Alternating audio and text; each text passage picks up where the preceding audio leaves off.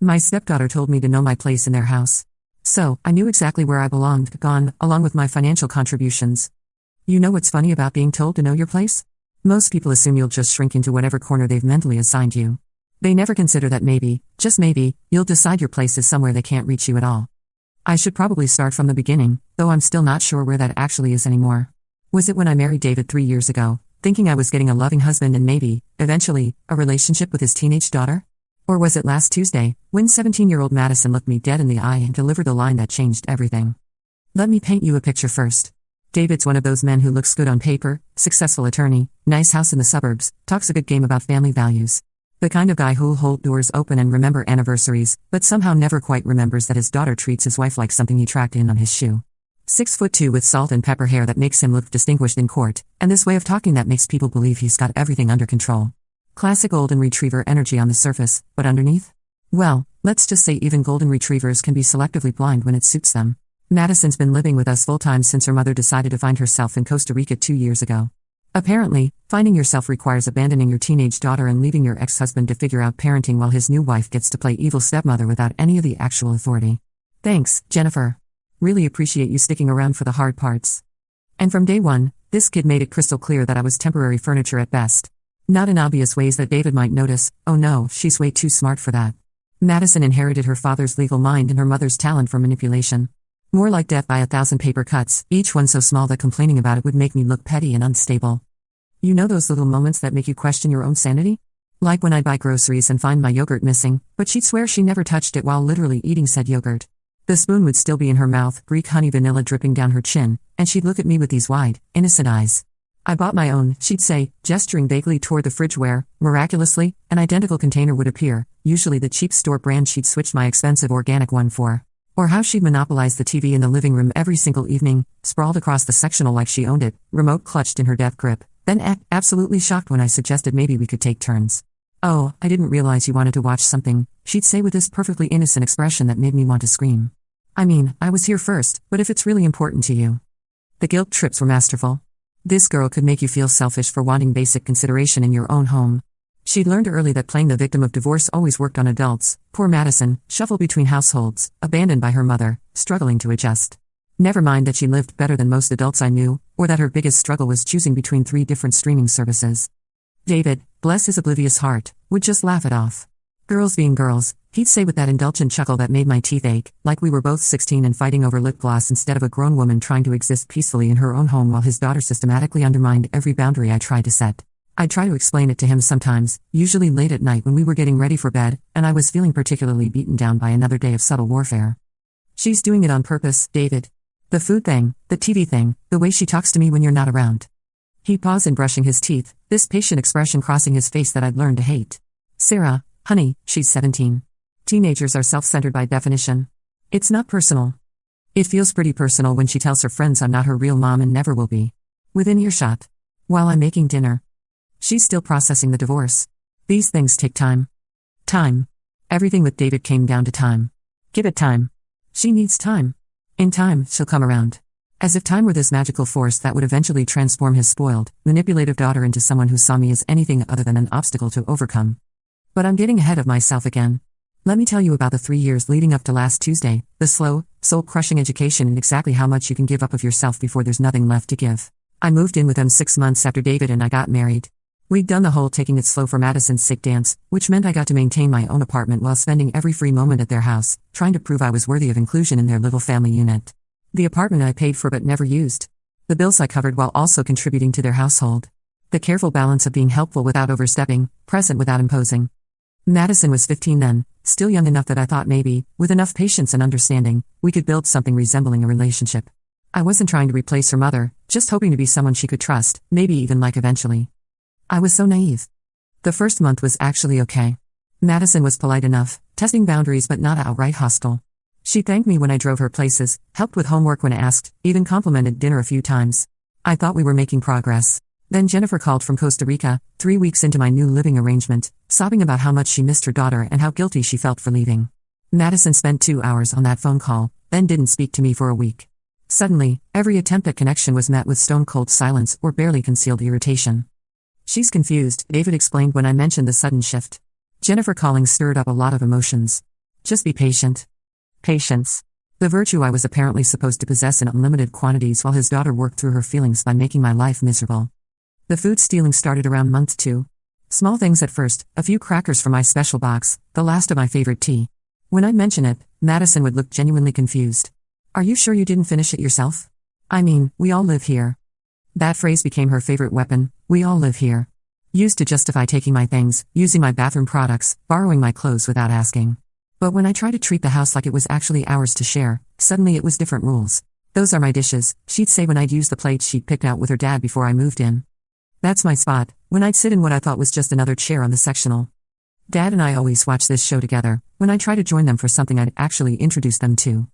Every space I tried to inhabit became contested territory, every routine I attempted to join was actually a sacred tradition between father and daughter that I was intruding on. I found myself getting smaller and smaller, occupying less space, asking permission for things that should have been automatic in my own home. David never saw it.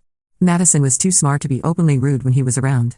Instead, she'd wait until he left the room, then make her little comments. You know, Dad was so much happier before he started worrying about making other people comfortable all the time. It's weird having someone else's stuff mixed in with ours. The house doesn't feel like home anymore. I miss when it was just me and Dad. Things were simpler then.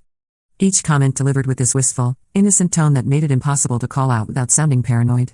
And if I did mention them to David, she'd deny everything or twist it into something harmless. I was just saying I miss the old days sometimes. Is that wrong? I mean, divorce is hard on kids. I thought Sarah would understand that. The gaslighting was so subtle, so consistent, that I started doubting my own perceptions. Maybe I was being too sensitive. Maybe I was expecting too much too soon. Maybe this was just normal stepfamily growing pains, and I needed to try harder to be understanding. So I tried harder. I bought Madison's favorite snacks, even when she never thanked me. I drove her to friends' houses and activities without complaint, even when she spent the entire car ride texting and ignoring me. I helped her with school projects, covered for her when she missed curfew, even lied to David about her grades when she begged me not to tell him about a failed test. I thought I was building trust. She thought I was proving how easily manipulated I was. The financial stuff started gradually too. Sarah, could you grab milk on your way home? Became Sarah, we're out of groceries became Sarah, can you handle the grocery run this week? Before I knew it, I was doing all the shopping and paying for most of it, because it was just easier than fighting about splitting costs or keeping track of who owed what. Same with utilities, maintenance, all the little expenses that keep a household running. David would mention that the internet bill had gone up, and I'd offer to cover the difference. The landscaping service would need an extra treatment for grubs, and somehow I'd end up paying for it. Madison would need new school clothes, and David would be cash-strapped from some unexpected legal expense, so I'd step in. Just temporarily, he'd always say, I'll pay you back next month. Next month never came. There was always another expense, another cash flow issue, another reason why he couldn't quite get caught up. But I was contributing, I was helping, I was proving that I was a good partner who could be counted on. What I was actually doing was enabling two people to take advantage of my generosity while giving me nothing in return but the privilege of being tolerated in my own home. The breaking point should have been Madison's 16th birthday party. I'd planned the whole thing, sent invitations, ordered the cake, decorated the backyard, coordinated with David to make sure all her friends could come. I'd even bought her the expensive camera she'd been wanting for months, the one David said they couldn't afford. She opened that gift in front of everyone, held it up for pictures, posted about it on social media. My dad got me the camera I've been wanting forever. Best birthday ever. Not Sarah got me. Not my parents got me. Dad got me. When I tried to gently correct her later, she looked at me with this perfectly innocent expression. Well, technically Dad paid you back for it, right? So it's from him. He hadn't paid me back. We both knew he hadn't paid me back. But she was already spinning it, already rewriting history to erase my contribution while making sure she got credit for being gracious about receiving it. I mean, if it's really important to you to get credit, I can make another post, she offered with fake sweetness that made me want to throw the camera in the pool. That night, I told David I first felt unappreciated and invisible. He held me while I cried and promised he'd talk to Madison about being more acknowledging of everything I did for their family. The next morning, Madison came downstairs with red eyes and a trembling voice. Sarah, I'm really sorry if I hurt your feelings yesterday. Dad explained how important it was for you to feel included, and I didn't realize you needed recognition for the party and stuff. I thought you did those things because you wanted to, not because you expected credit. The apology was perfectly crafted to make me look petty and needy while making her look mature and understanding. David beamed at her like she'd just delivered the Gettysburg Address, and I was trapped into accepting graciously or looking like a monster. Thank you for apologizing, Madison. I appreciate that. But things got worse after that conversation, not better. Madison became even more careful to exclude me in ways David couldn't see, even more skillful at making me feel like an outsider who was trying too hard to insert herself into places she didn't belong. The worst part was how she'd weaponized David's love for her. She'd wait until he was stressed about work or tired from a long day, then launch into these heartfelt speeches about how hard everything had been since her mom left, how she was trying so hard to adjust to all the changes, how she just wanted their family to feel stable again. "I know Sarah's trying too," she'd say with this trembling voice that made my stomach turn. "And I'm grateful for everything she does. I just sometimes miss when it was simpler, you know? When I didn't have to worry about whether I was making other people feel included or if I was doing something wrong." David would hold her and promise that she never had to worry about that this was her home and always would be, that no one expected her to be anything other than his daughter. And I'd stand there watching, realizing that every conversation I'd tried to have about feeling excluded had been turned into evidence of how much pressure Madison was under to accommodate me. I was the problem. I was the one making everyone's life harder by having needs and expectations. I was the one who needed to try harder to fit in, be more understanding, demand less. So I did. I made myself smaller, quieter, less demanding. I stopped bringing up issues with Madison's behavior. I stopped asking David to address problems I was having with his daughter. I just smiled and nodded and tried to be grateful for the scraps of acceptance I was thrown. But Madison wasn't satisfied with me being smaller. She wanted me gone. The campaign to drive me away intensified during her junior year. She'd sabotage plans we'd made by suddenly remembering conflicting commitments David needed to know about right now. She'd create emergencies that required immediate attention and financial contribution right when I had something important going on. She'd share intimate details about her relationship with David, inside jokes, memories from before I existed in their lives, future plans that somehow never included me, making sure I understood how peripheral I was to their real family unit. "Remember when we went to that little inn in Vermont, Dad? Just the two of us after Mom left? We should totally go back there sometime. Maybe this summer, just for a weekend. Like old times." Old times became her favorite phrase. Everything good had happened in old times, before I arrived to complicate their perfect little duo. The implication was always clear: things had been better before me, and they could be better again if I just wasn't there. David never saw it because Madison was brilliant at making these comments sound wistful and innocent rather than pointed. And when I tried to address them, I'd sound jealous and petty. "Of course you should spend time together," I'd say. "I just think it would be nice if sometimes these family traditions could include me too." "Sarah, you're being sensitive. She's not trying to exclude you. She's just processing her childhood and her relationship with me. That's healthy." "Healthy for whom, exactly?" "Not for me, sitting at home alone while they went on their special trips and had their special traditions that I was somehow always too new, too outside, too much of an imposition to be part of." I started having anxiety attacks. Real ones, where I'd wake up in the middle of the night unable to breathe, convinced that I was losing my mind. The house I was paying for didn't feel like home. The family I was supporting didn't feel like mine. I was pouring money, time, and emotional energy into a situation where I was barely tolerated, and I couldn't figure out how to fix it. I suggested family therapy. Madison cried and said she felt like she was being pathologized for struggling with her parents' divorce. David said we should try harder to work things out ourselves before involving outsiders. I suggested ground rules about shared spaces and responsibilities. Madison agreed to everything in front of David, then completely ignored every boundary we discussed the moment he left the house. I suggested we take a break from me contributing financially until we could sort out the family dynamics. David panicked and explained how much they needed my help, how unfair it would be to punish Madison for being a teenager by creating financial stress for the family. Every solution I proposed got twisted into evidence that I was either being unreasonable or punishing a child for acting like a child. I was trapped in this awful cycle where I couldn't address problems without being told I was the problem, but not addressing them meant they got worse. By year 3, I was a ghost in my own life. I went to work, came home, contributed money and labor, and tried to be invisible the rest of the time. Madison had trained me well. I knew my place was to be useful but not present, helpful but not included, grateful but not expectant. I thought that was just how stepfamilies worked. I thought I was learning to be a good stepmom by accepting less, expecting less, being less. Right up until last Tuesday, when Madison looked me in the eye and told me exactly what she thought my place was. I'd been having the week from hell at work. I'm a project manager for a mid-size marketing firm, which means I spend my days herding cats while getting blamed when the cats don't go where they're supposed to. 3 major accounts were imploding simultaneously. One client had decided they hated the campaign we'd spent 6 months developing, another was threatening to pull out because their contact person had quit and left no notes, and the third was demanding a complete rebrand with 2 weeks' notice. My boss, Patricia, was breathing down my neck about quarterly projections, asking why our client retention was down and what I was doing to fix it. Easy for her to ask from her corner office while I was working 14-hour days trying to put out fires with a team that was overworked and underpaid. You know that special kind of exhaustion where even your bones feel tired? Where you're so wired from stress that you can't sleep, but so depleted that you can barely function. That was me, dragging myself through the front door at nearly 9 p.m. after another day of crisis management, wanting nothing more than a hot shower and maybe some leftover Chinese food. The house was dark except for the kitchen light, and I could hear Madison on the phone in her room, probably gossiping about whatever drama was currently consuming the junior class. Her laugh drifted down the stairs, high and bright and completely unburdened by any awareness that other people in the house might be struggling. David was at some work dinner, another mandatory schmoozing event that seemed to happen whenever I needed support the most. These dinners had been getting more frequent lately, and he'd been coming home later and later, usually smelling like expensive wine and sometimes other things I didn't want to think too hard about. I dropped my purse on the counter with a thud that probably rattled the whole kitchen. My shoulders were killing me from hunching over my laptop all day, and I had a tension headache that felt like someone was slowly tightening a band around my skull. I opened the fridge, looking for those leftover spring rolls I'd been thinking about since lunch. The ones I'd specifically saved for myself and marked with my name on a sticky note because Madison had developed this convenient habit of forgetting what belonged to whom. Gone. Along with the Thai curry I'd earmarked for tomorrow's lunch and the fancy Greek yogurt I'd hidden behind the milk like some kind of food criminal in my own house. The sticky note was still there, crumpled and stuck to the shelf, my name clearly visible in my own handwriting. So this wasn't absent-minded teenage grazing. This was deliberate. I stood there staring into the nearly empty fridge, and something inside me just snapped. Not in a dramatic, explosive way. More like a rubber band that's been stretched too long finally reaching its breaking point and just quietly giving up. Normally I'd just sigh and make a sandwich. Pick my battles, keep the peace, don't be the evil stepmother who makes a big deal about food when there are bigger issues to worry about. All that nonsense we tell ourselves when we're slowly being driven insane by someone else's complete disregard for our basic needs.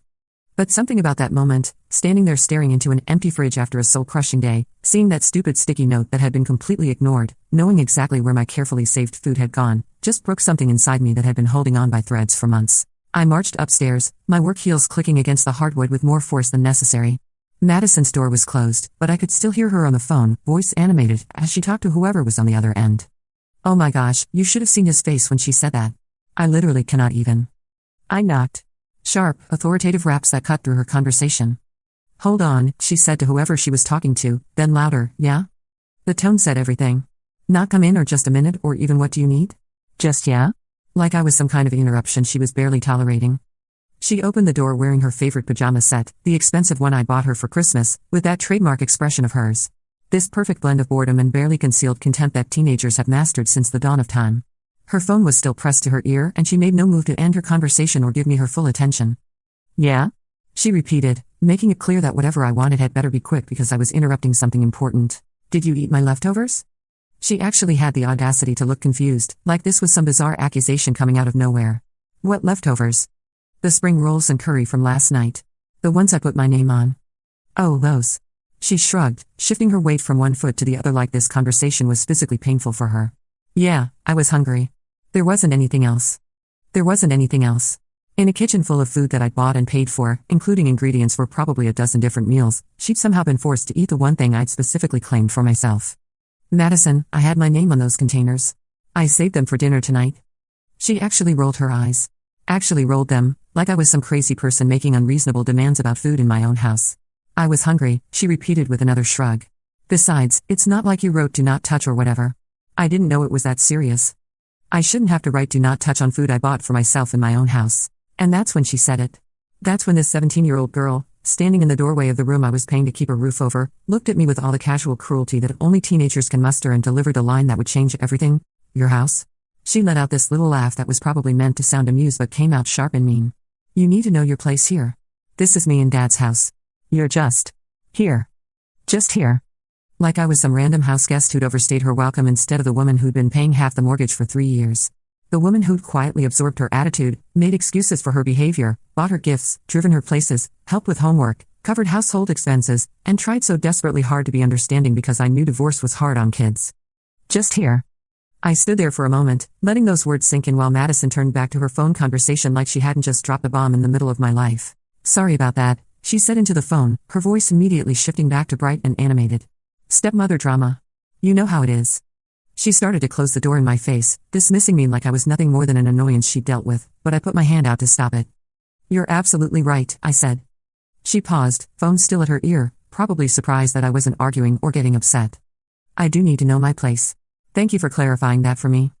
Something in my tone must have registered because she actually looked at me, really looked at me, for the first time in months. I saw a flicker of uncertainty cross her face, like maybe she'd pushed too hard this time. But it was too late. The words were out there, and they'd crystallized something I'd been trying not to see for 3 years. I went back downstairs, grabbed my laptop, and started doing math. Lots and lots of math. See, here's the thing about knowing your place, sometimes it means recognizing exactly how much power you actually have, and how much of it you've been giving away for free. I'd been paying half the mortgage since we got married. Not just half, I'd actually been paying more because David had convinced me that since I made slightly more money, it was only fair for me to contribute proportionally. The mortgage payment was $2,847 a month, and I'd been covering $1,600 of it.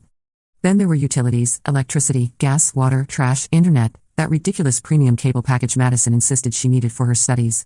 Another $400 a month, split evenly, except I'd been paying the overages when Madison decided she needed to stream 3 different shows simultaneously or when David ran the air conditioning like we were trying to freeze the entire neighborhood. Property taxes, homeowners insurance, PMI, all split 50-50, even though my name wasn't on the deed. David had explained that away by saying we'd add me to the title eventually, when the paperwork was less complicated. 3 years later, we were still waiting for the right time to deal with that paperwork. Groceries were almost entirely my responsibility at this point.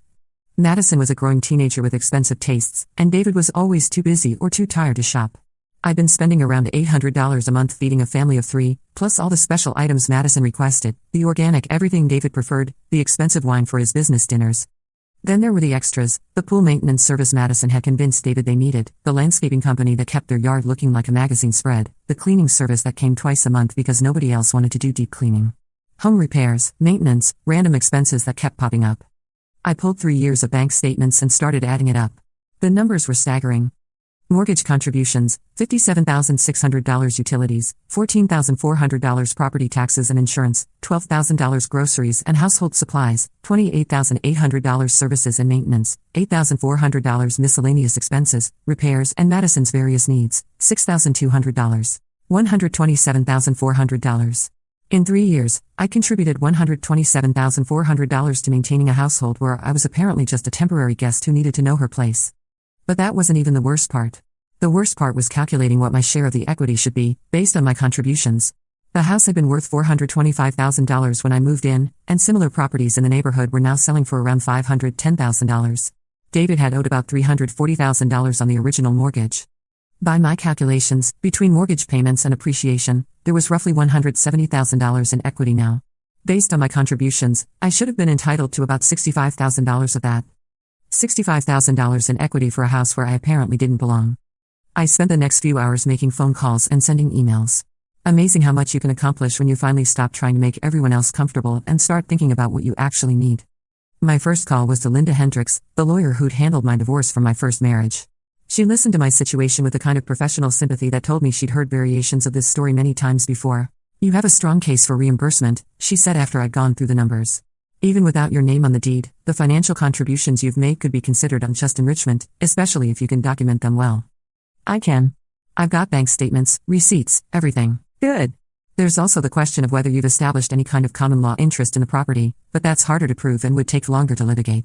The easier path is to demand reimbursement for contributions to expenses you shouldn't have been responsible for as a non-owner. My second call was to my sister Rachel, who lived about 40 minutes away in a condo she'd been trying to convince me to consider as a rental investment. I might need a place to stay for a while, I told her. Finally, she said. I've been waiting 3 years for you to come to your senses about this situation. You can stay as long as you need to. The guest room's yours. My third call was to Janet Morris, a real estate agent I'd worked with on a client project last year. I'd always liked her no-nonsense approach to everything. I need to see some properties, I told her. Something small, move-in ready, under $300,000. And I need to see them this weekend. Buyer's market right now, she said. I can set up appointments Saturday if you're serious about moving quickly. I'm serious. My fourth call was to Peterson and Associates, David's firm. I asked to speak to the office manager about some billing questions. I'm sorry, Mr. Chen is in depositions all day today, the receptionist told me. Can I take a message? Actually, I was calling about some recent client entertainment expenses. There seem to be some charges from Chez Laurent that don't match our records. Could you have someone from accounting call me back? Chez Laurent was the expensive French place downtown. David had supposedly been there twice this month for client dinners, but I checked their calendar of events, and they'd hosted a wine tasting for couples both nights he claimed to have been there. Funny coincidence. My fifth call was to my bank, to set up a new account that only I would have access to. By the time David got home at nearly midnight, smelling like expensive wine and wearing that slightly guilty expression he'd been sporting more and more lately, I had everything figured out. Hey, babe, he said, loosening his tie as he kicked off his shoes. Sorry I'm so late. Peterson wanted to hit that new place downtown, and you know how these things go. Once the clients start talking, you can't exactly excuse yourself. I did know how these things go. They went exactly like you'd expect when someone's been checked out of their marriage for months but doesn't have the guts to actually end it cleanly.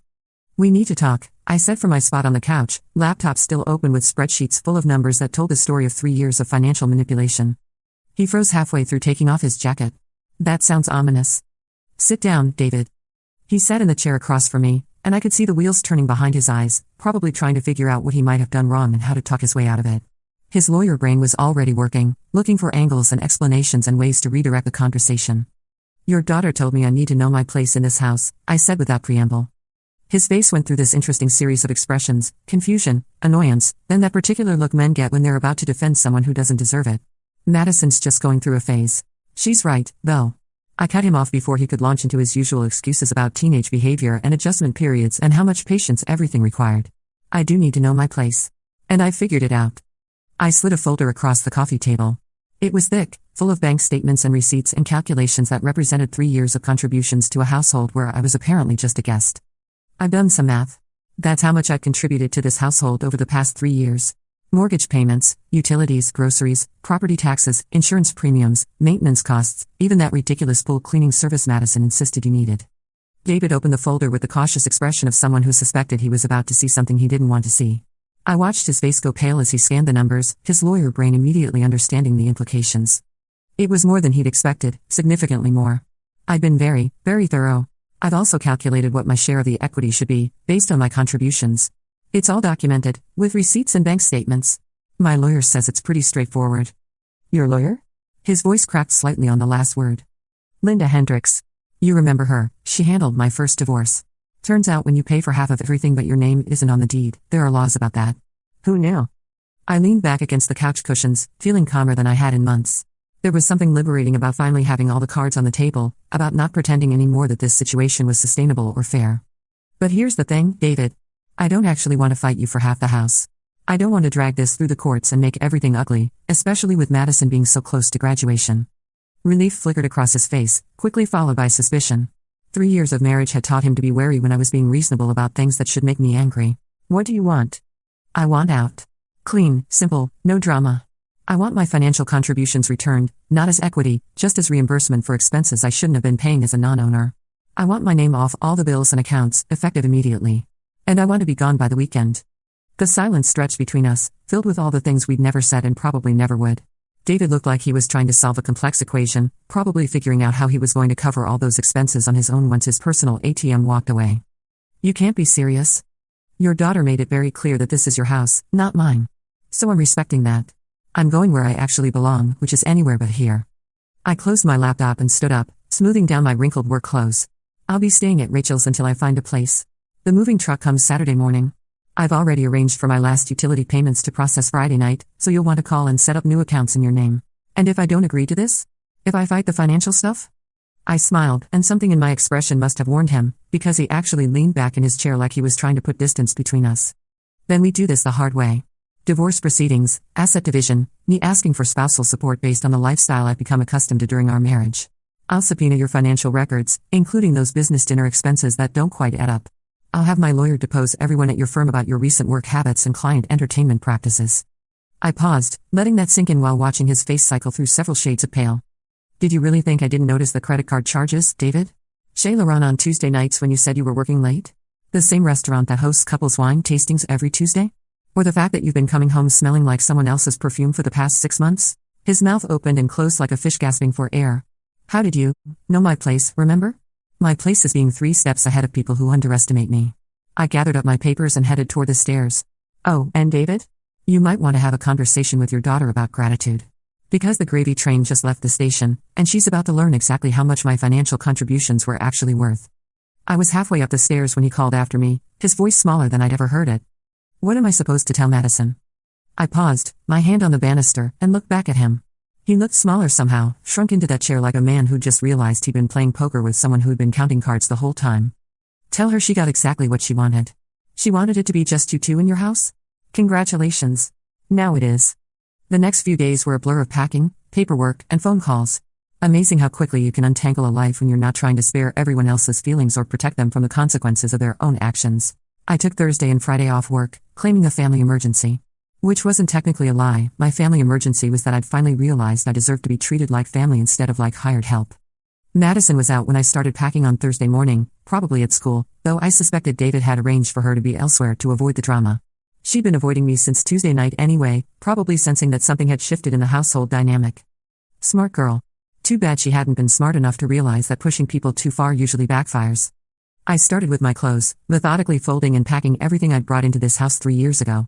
It was startling how little space my belongings actually took up when they weren't mixed in with everyone else's stuff.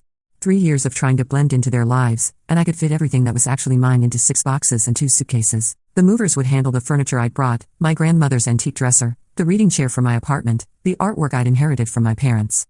Everything else could stay.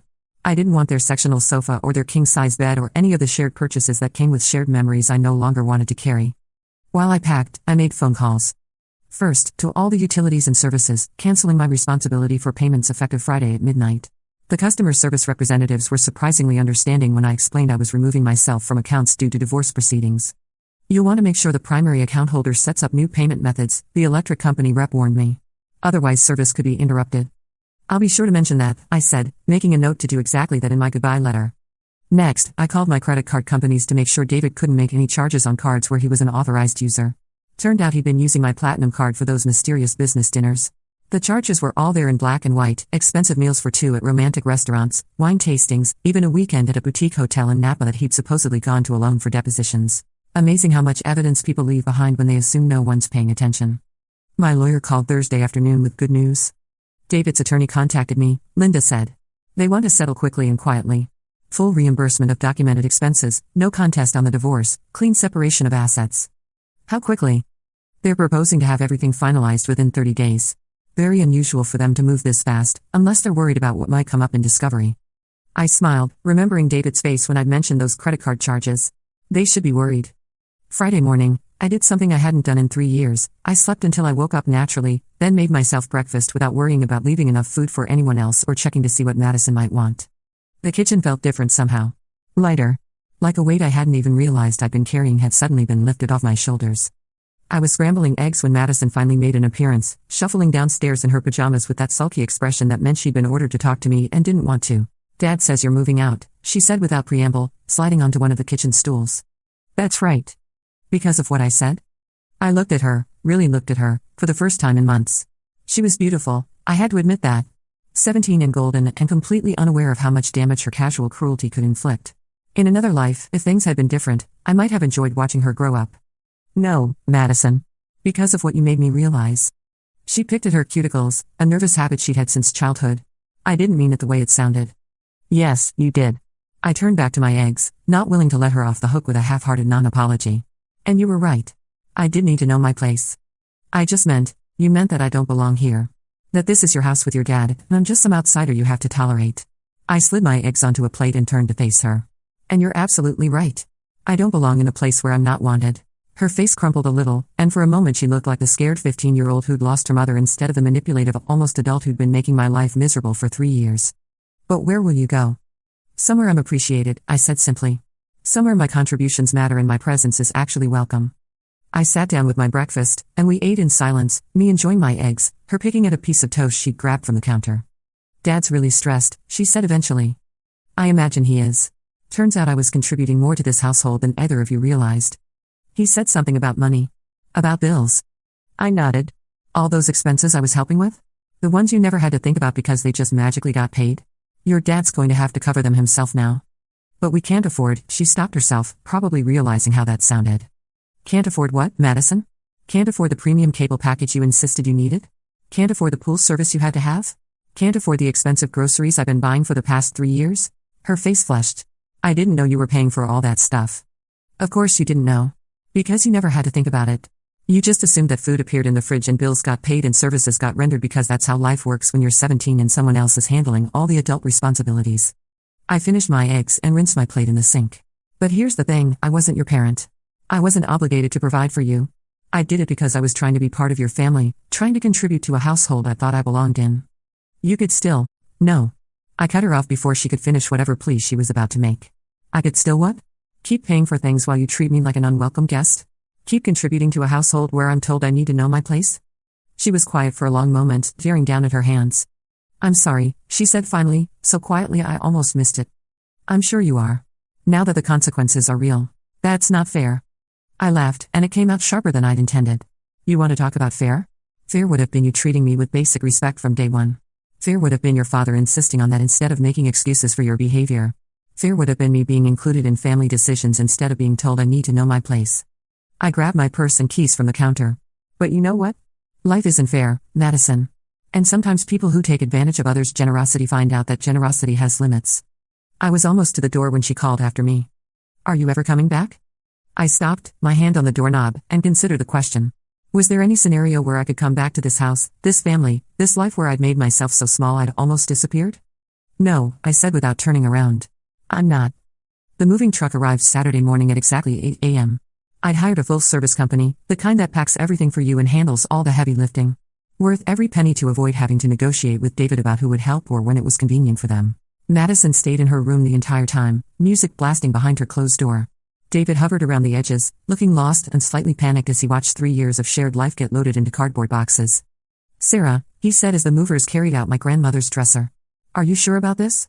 We could work things out, go to counseling, figure out how to make this work. I looked at him, this man I'd thought I'd loved, thought I'd built a future with, and felt nothing but tired relief. David, when was the last time you defended me to your daughter? When was the last time you made her apologize for treating me badly? When was the last time you prioritized our marriage over her comfort? He opened his mouth, then closed it, apparently unable to come up with an answer. That's what I thought. The movers finished loading around noon. I did one final walkthrough of the house, making sure I hadn't forgotten anything important. It was strange how empty the rooms looked without my things, how little evidence remained that I'd ever lived there at all. I left my keys on the kitchen counter, along with a manila envelope containing final utility bills, account information, and a detailed list of everything that would need to be transferred to David's name. I also left Madison a note, stuck to her bathroom mirror right next to the expensive face wash I'd been buying for her because she'd mentioned liking it once. Madison, you were right. I needed to know my place, and now I do. I hope you and your dad enjoy the house. Just so you know, the property taxes are due next month, $847. The insurance premium renews in 6 weeks, $423 per month. The pool maintenance contract needs renewal in March, $180 per month, and the premium cable package you can't live without runs $89 per month. Your dad will figure it out. Good luck with everything. Sarah. Then I got in my car and drove away from 3 years of my life without looking back. My sister's place was small but felt like a palace after 3 years of walking on eggshells. That first night, I sat on her couch with a cup of tea, listening to her rage on my behalf about David and Madison, and felt something I hadn't experienced in years, peace. I can't believe you put up with that for so long, Rachel said for the third time. That girl was absolutely toxic, and David was enabling every bit of it. I kept thinking it would get better. That if I just tried harder, was more patient, more understanding. You can't fix people who don't want to be fixed. And you definitely can't buy love from people who see your generosity as weakness. 2 weeks later, my lawyer called with an update. David had agreed to all my terms without negotiation, which told me everything I needed to know about how worried he was about his extracurricular activities coming to light in divorce proceedings. The check arrived 3 days after that. $47,312. More than enough for a down payment on my own place, with plenty left over to get my life started again. I found a perfect little townhouse about 20 minutes from my office, 2 bedrooms, updated kitchen, small backyard, and best of all, no teenagers who saw me as an inconvenience to be tolerated. The mortgage payment was actually less than what I'd been paying David, which meant I'd have extra money for the first time in years. Money for things I wanted instead of things other people expected me to provide. Janet, my real estate agent, was thrilled with how quickly everything came together. It's like this place was waiting for you, she said as we signed the final papers. Perfect timing, perfect fit. Perfect place for someone who finally knew where she belonged. The first month in my new house was a revelation. I could eat my own food without worrying about it disappearing. I could watch what I wanted on TV without negotiating for remote control privileges. I could decorate however I wanted without considering anyone else's preferences. I bought expensive sheets and didn't have to share them. I stocked my refrigerator with things I actually liked instead of things that would make other people happy. I came home from work to silence and peace instead of tension and unspoken resentment. For the first time in 3 years, I felt like I was living in my own life instead of being a supporting character in someone else's story. You want to know the really funny part? About a month after I moved out, Madison started calling me. Not to apologize, heaven forbid, but to complain about how much stricter David had become now that he was handling everything alone. He's being so unfair, she whined during one particularly pathetic phone call. He says we can't afford for me to go to that summer leadership camp in Colorado anymore, and that I need to get a part-time job if I want spending money. It's like he doesn't even care about my future. I made appropriately sympathetic noises while internally laughing my head off. That sounds really challenging, Madison. I mean, I know you and Dad are getting divorced and everything, but couldn't you still help out sometimes? For my sake? You know how important my senior year is, and now everything's different and stressful. The audacity was breathtaking. The sheer, unmitigated gall of this girl asking me to continue financially supporting a household I'd been told I didn't belong in was almost admirable in its complete lack of self-awareness. Madison, I said gently, remember when you told me I needed to know my place? Yeah, but I didn't mean, well, I took your advice. My place isn't paying for things in a house where I'm not wanted. You wanted it to be just you and your dad? Now it is. You'll figure it out. But that's not fair. I'm still just a kid, and your dad is still your parent. The one who's actually responsible for providing for you. I kept my voice pleasant but firm. I'm not your mother, Madison. I never was, despite trying very hard to fill that role. You made it clear that my contributions weren't wanted or appreciated, so I stopped making them. I was just upset that day. I didn't mean you should leave forever. You meant exactly what you said. And you were right, I didn't belong there. I glanced around my sunny kitchen, at the coffee mug I'd left on the counter that morning without worrying someone else would move it, at the leftover pizza in my fridge that would still be there when I wanted it. But I belong here. I hung up before she could respond, and blocked her number. Some lessons you have to learn the hard way, and some bridges burned so completely that trying to rebuild them is just wasting everyone's time. 6 months later, I was settled into my new life and loving every minute of it. My townhouse was exactly what I needed, quiet, comfortable, and completely mine. I'd even started dating again, though I was taking things very slowly this time. Marcus was a software engineer I'd met at a work conference, quiet, thoughtful, the kind of man who remembered details and asked follow-up questions. He'd been divorced too, but his ex-wife had moved across the country and taken their kids, so there was no complicated family dynamic to navigate. It's nice to be able to focus on just us, he said one evening as we cooked dinner together in my kitchen. No teenagers to worry about, no ex-drama. Just two adults figuring out if we're compatible. I told him the whole story, of course, the financial manipulation, the hostile stepdaughter, the husband who'd checked out of the marriage long before I checked out of the house. Marcus had listened with a kind of thoughtful attention that made me remember what it felt like to have someone actually care about my experience. She really told you it wasn't your house? He asked, shaking his head. After 3 years of you paying for everything? Every month like clockwork. Mortgage, utilities, groceries, you name it. I stirred the sauce we were making, enjoying the simple pleasure of cooking for someone who appreciated my efforts. But apparently contributing financially doesn't make it your home if the people living there don't want you to belong. Good thing you're smart enough to know when you're being taken advantage of. That's when I got the text from David. Not Madison, David himself, swallowing his pride to reach out to the woman he'd let his daughter drive away. Sarah, I know I have no right to ask, but Madison's really struggling. She's been different since you left, angrier, more difficult. The divorce hit her harder than I thought it would. She's been asking about you, and I think she wants to apologize. Would you be willing to meet with her? Just for coffee or something? I think it might help her process everything. I stared at that text for a long time, imagining all the different ways I could respond. I could ignore it completely. I could tell him exactly what I thought of his parenting and his daughter's selective remorse. I could point out that Madison wasn't struggling because of a divorce, she was struggling because actions have consequences, something she was apparently learning for the first time in her privileged life. Instead, I wrote back, my place is in my own life now, David. Madison made it very clear that I wasn't part of your family. I'm not going to keep moving in and out of that role based on when it's convenient for her. He tried calling after that, but I didn't answer. Some bridges don't get rebuilt, especially when they were burned deliberately by someone who was old enough to know better. A few days later, another text arrived. She's really sorry, Sarah. She knows she was wrong. Could you at least give her a chance to explain? I showed the message to Marcus, who'll read it with a frown. What do you think? He asked. I think she's sorry she's facing consequences, not sorry for her behavior. I deleted the message without responding. There's a difference. You don't think people can change? I think 17-year-olds can definitely change. But I also think some relationships get damaged beyond repair, and trying to fix them just hurts everyone involved. I curled up next to him on my couch, in my house, with my rules.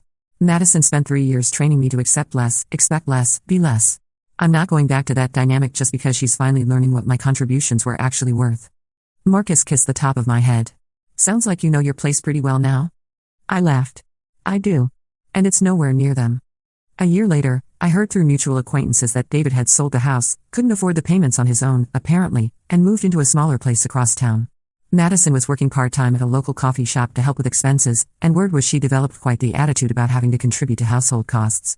She's furious about having to work, my former neighbor told me when we ran into each other at the grocery store. Keeps complaining that it's not fair she has to pay for her own car insurance and gas money. David looks exhausted all the time. I felt a tiny pang of something that might have been sympathy. Then I remembered standing in that kitchen, staring at an empty fridge after a 14-hour workday, listening to a 17-year-old tell me I was just here. Well, I said, loading organic vegetables into my cart, the expensive ones I could now afford because I was only feeding myself. Actions have consequences. David asked me to give you his new address in case you ever wanted to reach out. That's thoughtful, but I'm good. Funny how knowing your place can be so liberating. These days, I'm engaged to Marcus, who thinks I hung the moon and tells me so regularly. We're planning a small wedding next spring, just close friends and family, people who actually want us to be happy. He has no children from previous relationships, which suits me fine. I've learned that blended families work beautifully when everyone involved actually wants to blend. When they don't, well, sometimes the kindest thing you can do is remove yourself from the equation entirely. Madison's in college now, community college, from what I hear, since the expensive 4-year schools she'd been planning on were no longer financially feasible after David's income became the only income supporting their household. She tried reaching out to me on social media a few times, probably hoping I'd be willing to help with tuition or living expenses. I never responded. Some places, once you leave them, you don't go back to. But sometimes, late at night when I'm curled up in my own home with my fiancé and our 2 rescue cats, I think about that moment in her doorway. The look on her face when she told me to know my place, so confident that I'd just take it and shrink back into whatever corner she'd mentally assigned me to occupy. She'd been so sure of her power, so certain that I needed them more than they needed me. So convinced that I'd never have the courage to actually leave, because where would I go? What would I do? How would I manage without their grudging acceptance? I wonder if she ever thinks about it too. If she ever realizes that telling someone to know their place is a dangerous game, because they might just decide their place is somewhere you can't control them. Somewhere you can't reach them. Somewhere you can't hurt them anymore. I wonder if she learned anything from watching her father struggle to maintain the lifestyle I've been subsidizing, or if she just got better at hiding her resentment about having to contribute to her own upkeep. I wonder if David ever told her the truth about why I left so quickly, so completely, with so little drama. If he explained that I'd been 3 steps ahead of his lies and manipulations, that I'd known about the affairs and the financial deception long before that final conversation. Probably not. Men like David prefer narratives where they're the victims of unreasonable women rather than the architects of their own destruction. But it doesn't matter what they think or what they learned or whether they ever understood the role their behavior played in dismantling our family. What matters is that I finally understood my own worth, my own power, my own right to be somewhere I was genuinely wanted. I knew my place, all right. It was somewhere I was valued, respected, and genuinely appreciated. It just took Madison pointing out that it wasn't with them for me to finally go find it. And you know what? I've never been happier to be exactly where I belong. The best part is that now, when people ask me about stepmothering or blended families, I can give them real advice: know your worth. Set your boundaries. And if someone tells you to know your place, make sure your place is somewhere they can't diminish you. Because the most dangerous thing you can say to someone who's been underestimated their whole life is that they don't belong where they are. Sometimes they'll surprise you by agreeing, and taking all their contributions with them when they go.